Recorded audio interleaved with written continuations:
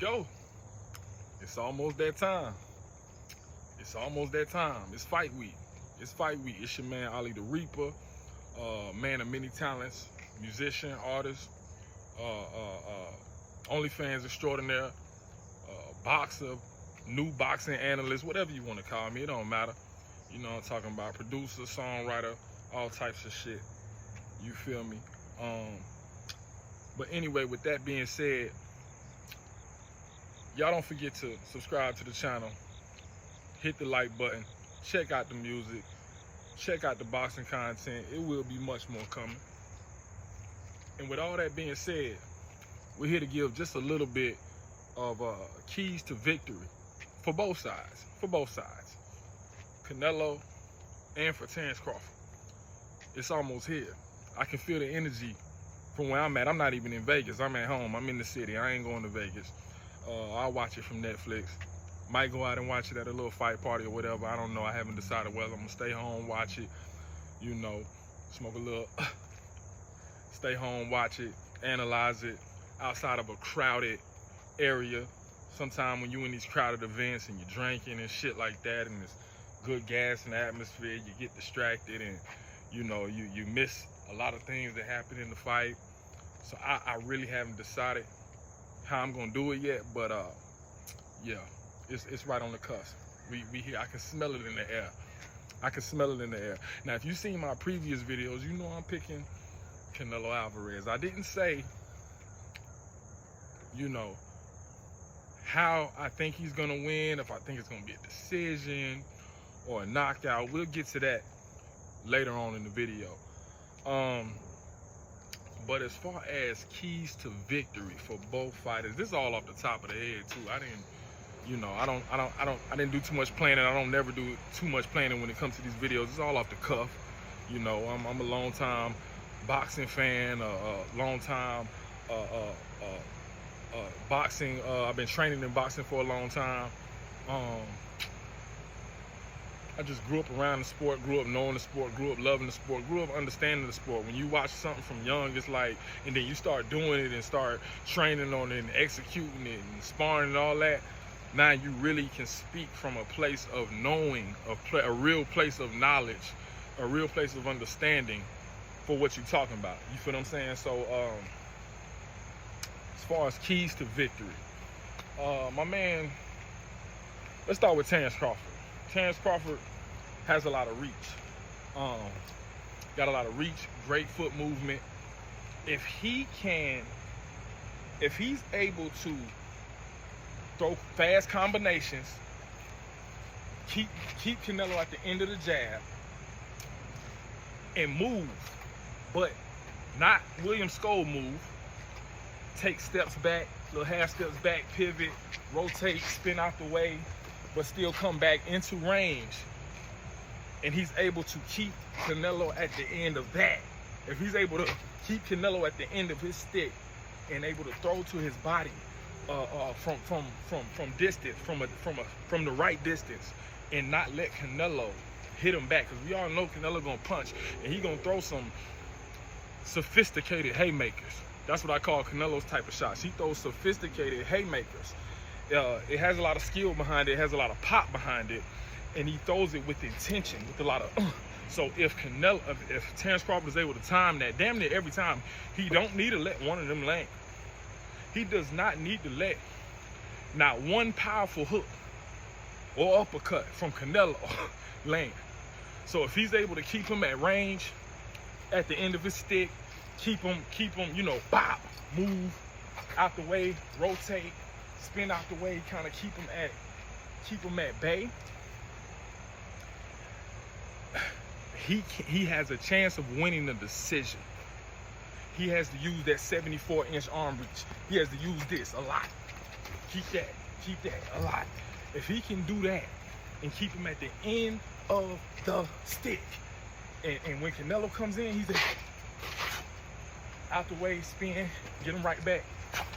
The entire night. I'm talking about keeping himself out of a dogfight or a trading match with Canelo. then Terrence Crawford I can see him being able, if he's able to do those things, I can see him being able to pull out a unanimous decision. Now, on the flip side, some of the keys to victory for Canelo Alvarez is the opposite. Being able to get inside that range, but Canelo's going to be in the range of Terrence Crawford because Terrence Crawford has longer reach. So Canelo needs to bring all that head movement back that he used to do, all that Floyd shit, all that when he walks forward and he dips and he's able to move his head similar to what he did with Danny Jacobs. He needs to bring that because he's going to have to be, Canelo's going to need to come forward aggressively, but tactically, not Marcus Maidana aggressive, just throwing whatever. He's going to need to bring that way he fought against Danny Jacobs in, coming forward, head movement, being light on your toes at times, but knowing when to set down on your feet and really get them bombs off, because Terrence Crawford is not, he's a defensive fighter, but Terrence does this. He'll catch himself coming in and he'll start throwing shots with his chin up in the air like this. He'll be throwing shots. Terrence Crawford has a habit of bop, bop, bop, bop, bop, bop with his chin in the air.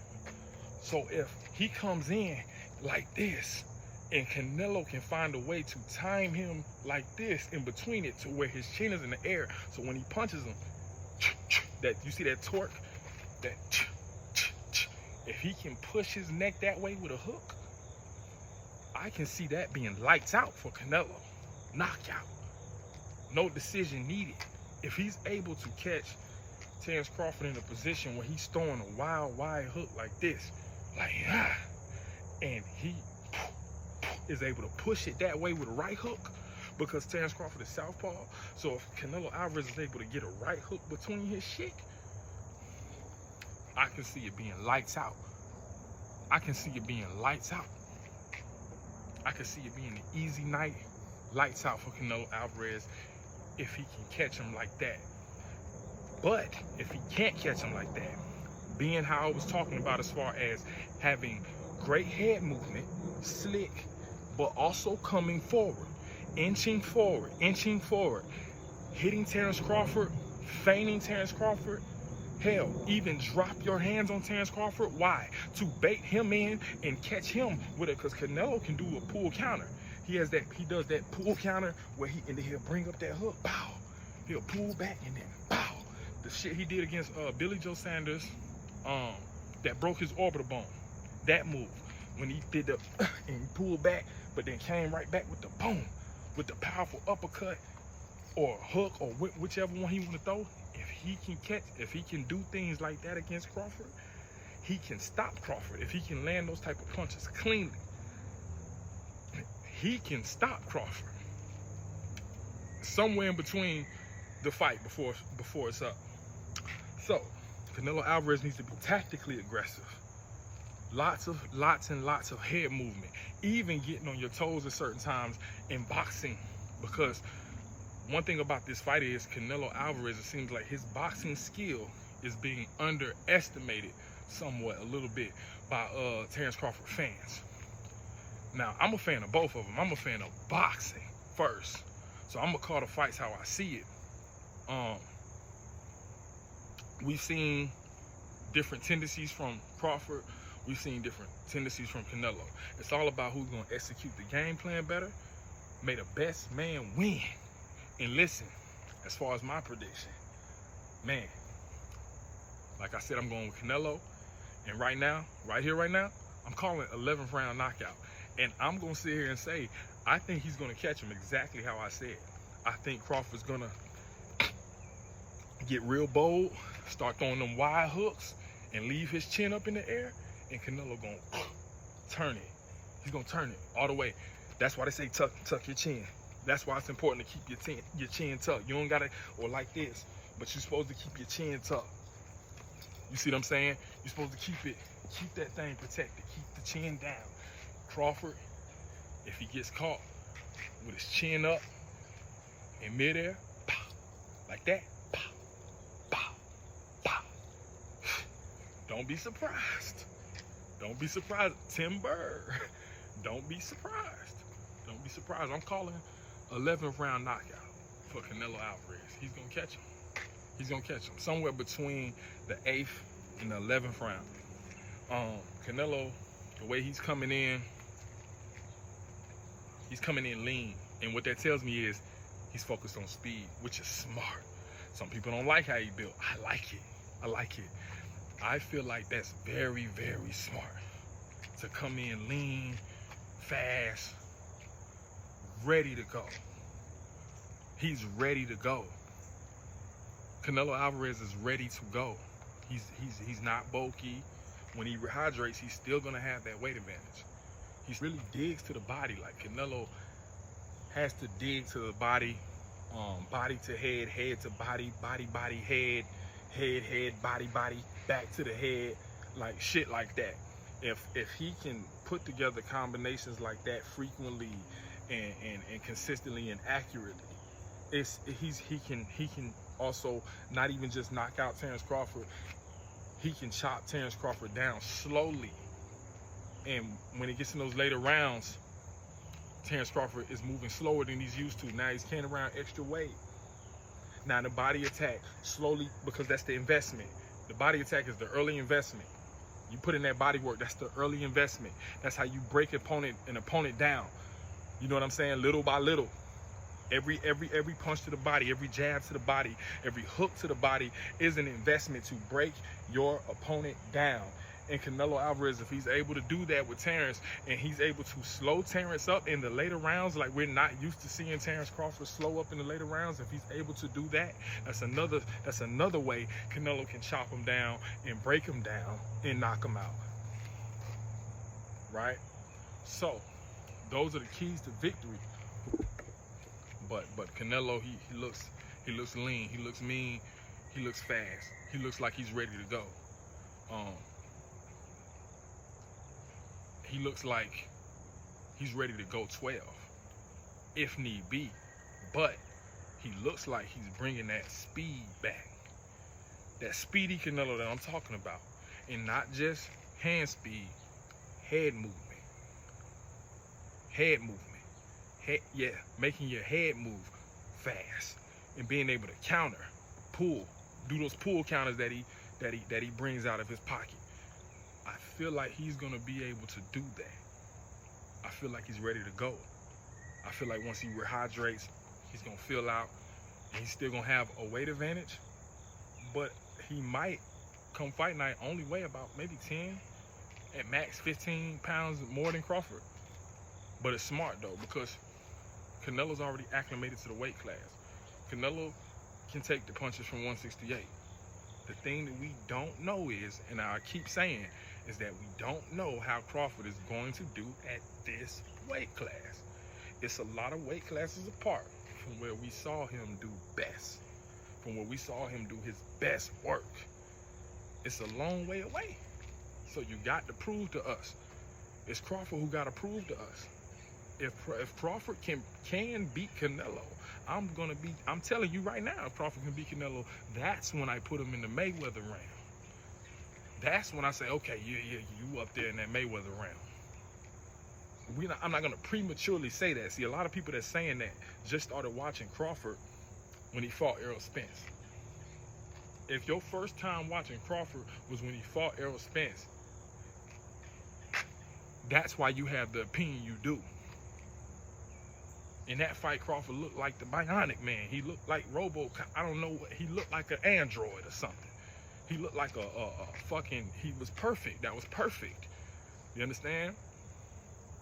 Now, we know there were some things in that fight. Real boxing fans, we know Errol Spence was weight drained a little bit, and I heard some other things about altitude sickness and all that, but no excuse. Terence Crawford destroyed him. So if that was your first time seeing Terence Crawford, I understand why you think the way you do about Terence and why you think he's invincible. But I'm telling you right now, he has some flaws that can be capitalized on. And if he comes in with his chin up and Canelo can time that the right way, Terence Crawford would throw a combo with his chin up in the air like this. If you watch him, that's how he got caught with Gamboa. That's the same type of way. When he came in, he got a little bit too excited. He came in and got clipped by Gamboa. Same type of shit.